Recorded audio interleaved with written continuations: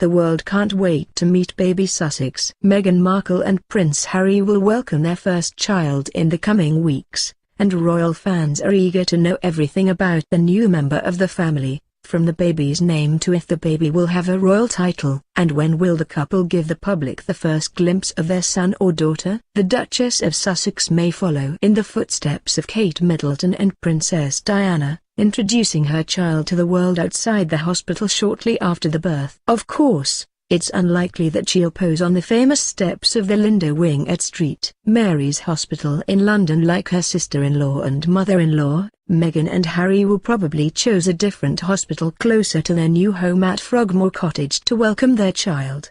Princess Anne was the first royal to give birth in the Linda Wing when she welcomed her son, Peter Phillips, in 1977. And opted to go to the same hospital to give birth to her daughter, Zara Phillips, in 1981.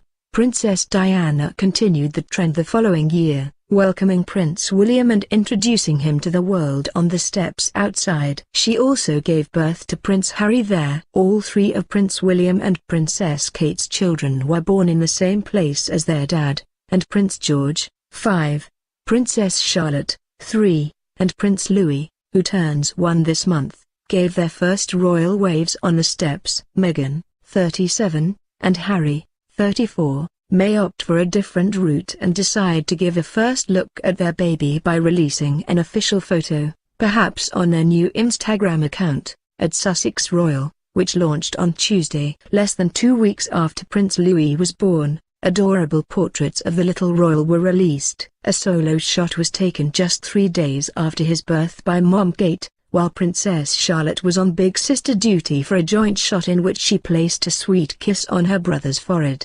The release of the photos came as a surprise, as Kate and William usually shared their children's first portraits about a month after their births. After the first glimpse and official photos, it may be a few months until we see Meghan and Harry's child again, likely at his or her christening. Prince George's christening occurred in late October, more than 3 months after he was born, at the Chapel Royal in London St. James's Palace. Charlotte's was held 2 months after her birth at the St. Mary Magdalene Church in Norfolk, on the grounds of the Queen's Sandringham estate, and very close to William and Kate's country home, Anne Hall. Louis was christened at the same place as his older brother in July, about 3 months after his world debut. The event was also special because it marked the first time the world saw Kate and William as a family of 5.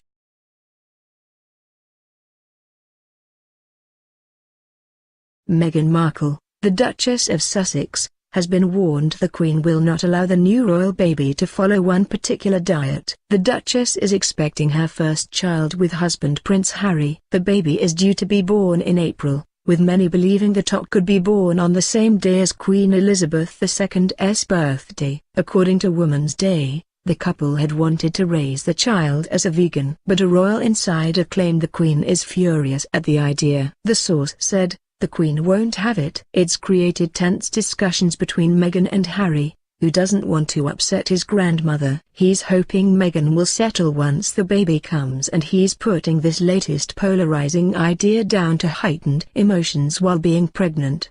They added, "Meghan keeps pushing the boundaries with the royals and it's not being well received, least of all by Her Majesty." Meghan seems to have little regard for royal traditions, but bringing the baby up as a vegan simply won't be tolerated by the monarch. Last month, the 37-year-old left the palace astonished after she said she didn't want help following the arrival of the royal baby. She will not have any nannies to help her, but instead her mother will come over to help.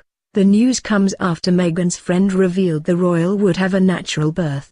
The friend added, "Meghan is determined it will be a totally natural experience and she's insisting absolutely no pain relief." The couple have recently moved into their new home, Frogmore Cottage in Windsor. Yesterday the royal family was left in shock after trolls created revolting rumors Meghan was faking her pregnancy.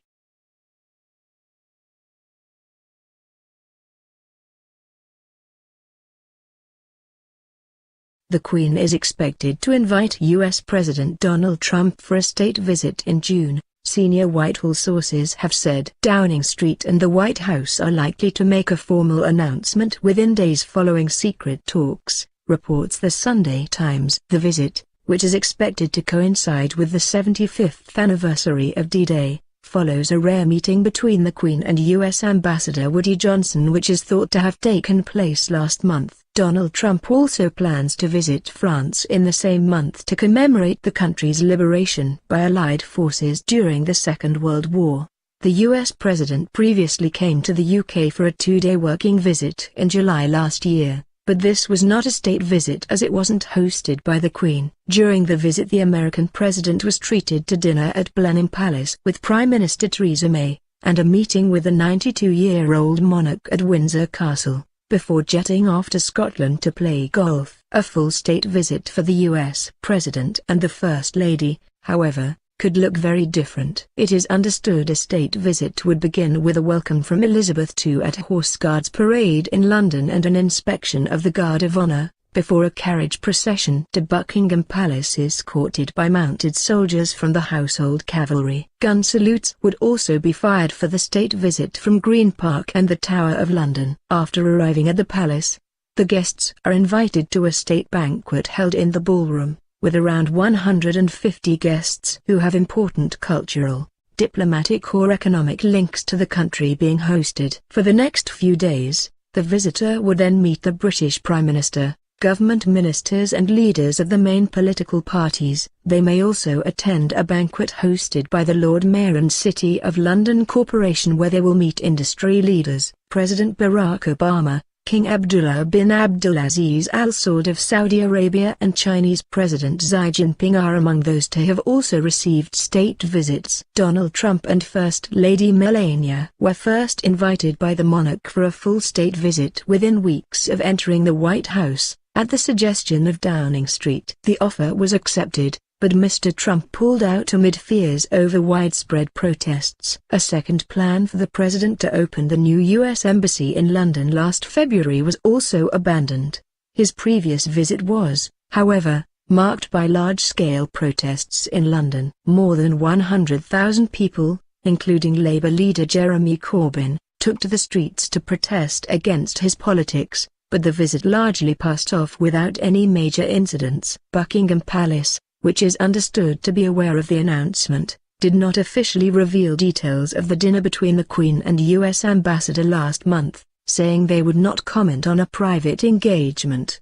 The pair are thought to have dined at Winfield House, the imposing Regent's Park residence of America's leading official in the UK. The elderly Queen seldom undertakes secret dinners of this nature anymore, and if she were to do so, it would normally be held at one of her own royal residences, namely Buckingham Palace or Windsor Castle. The fact that she was willing to go to see the ambassador at his own home is a sign of how significant the event was. Woody Johnson is a personal friend of Donald Trump and was nominated by him to be the official ambassador to the Court of St. James's in 2017. Said to be worth around $4 billion, Mr. Johnson, an heir to the Johnson & Johnson fortune, is a businessman and philanthropist who runs a private assets firm in New York as well as owning the city's football team. Significantly, Johnson is also serving as vice chairman of Trump's Victory Committee and hosted numerous fundraisers for his presidential campaign. In January this year,